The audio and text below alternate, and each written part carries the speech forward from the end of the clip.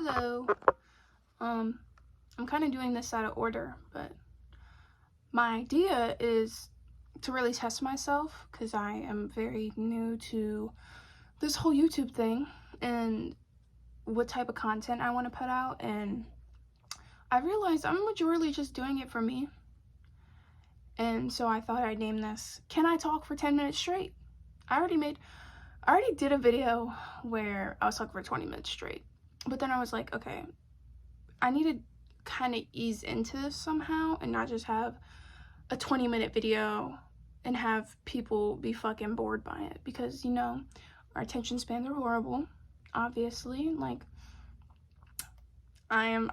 it's so hard for me to read, but I do it, and I'm slowly trying to build my reading skill, because I know this whole gifted child like philosophy that everyone has, and I feel like I hear it a lot, but actually being in like smarter children programs as a kid and having the comparison of a book smart brother. My brother has autism. He has high functioning autism, and he's 20 now. He's 2 years older than me. I guess I was just always constantly pitted against him for academics and things like that, because he was really fucking good until high school. And then he stopped giving a fuck about school and started playing Minecraft all day. But I mean, the same shit kind of happened to me. I mean, I literally just I had such good grades probably until sophomore year. That coronavirus, like, it just made me lose my motivation, and I can see how that it also did that to my brother.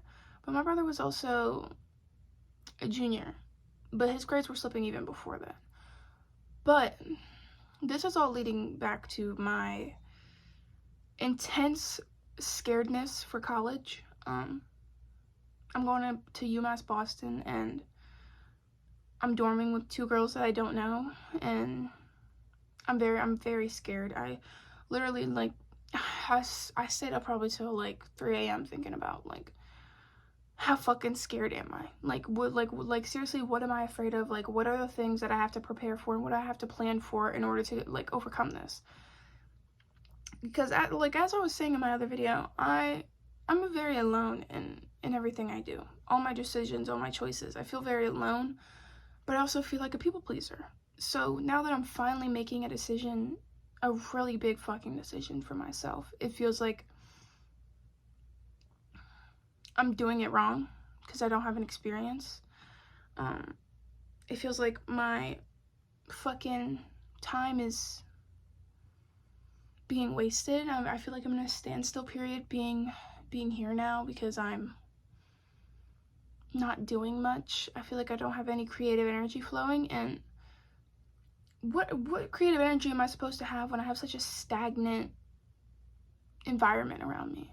What artistry can I create? Like, what am I supposed to do here? And I just want to be the most creative as physically possible when I'm in Boston and really have my life going for me. And I feel like these are going to be really helpful. These are going to do a lot for me. Looking back and then seeing what all my problems were, I'm literally talking about the same shit, but my whole life, everyone just talks to me, or not whole life, but these last, like, 2024, man, everyone talks to me about college, and I understand, because it's the next big step. It's the next step in our social hierarchy, and your degree and a piece of paper, and maybe it's just not for me, because I feel like it's a bunch of bullshit. Like, I feel like being judged off your academic skill is never worth it. I think there's so many more valuable ways to test a person, I guess. But it's feeling like a lot of bullshit and a lot of standards I'm being held to that I don't want to be held to. But I also just want to be creative as possible, and I want to have the room for that. But going to school on top of having a job, I literally feel like I'm going to be drained. I'm not going to want to do stuff with my friends. I'm saying this because I need to know that I feel this way, and I need to do something with it. I need to constantly have whenever I want to, constantly go back and look and see what the fuck I was worried about and how to change my habits so I'm not worried about them anymore. And my issue with people, well, more so just life, I get drained really quick. I sleep a lot. I sleep probably 10 hours a night. I slept when I woke up, and I got 7 hours last night. That's typically not a lot for me normally. I sleep a lot. I just want to sleep. I need my space from people, and I need to get out of that trait because I feel like I'm not spending enough time with them. Like right now, I'm leaving for college in a month, and I feel like I'm not getting enough time with my best friend Robert, but I also feel like I need a balance. I feel like I need a balance of being alone. I really do like being alone. I really do like the space I've created for myself, even though it's really a really fucking tiny room. But I bought all this shit. And like all this shit that I have, like everything that I've decorated with, I've bought this. Like I bought everything else was probably gifts from my friends. I bought all my jewelry stand, sewing machine, my clock, my vinyl player. I bought my lava lamp, my calendars. I did get a lot of my portraits and decorations and posters off of a dead guy. My posters I found on the side of the road, and people were throwing out a bunch of old metal bands, and I was like, oh, you're coming home with me. So I rode my bike with the box on my legs balancing, and I rode home with it. And I feel like I just don't do impulsive shit like that anymore. I feel like when I'm hanging out with people, when I'm alone, I feel like I've lost my personality and my interests.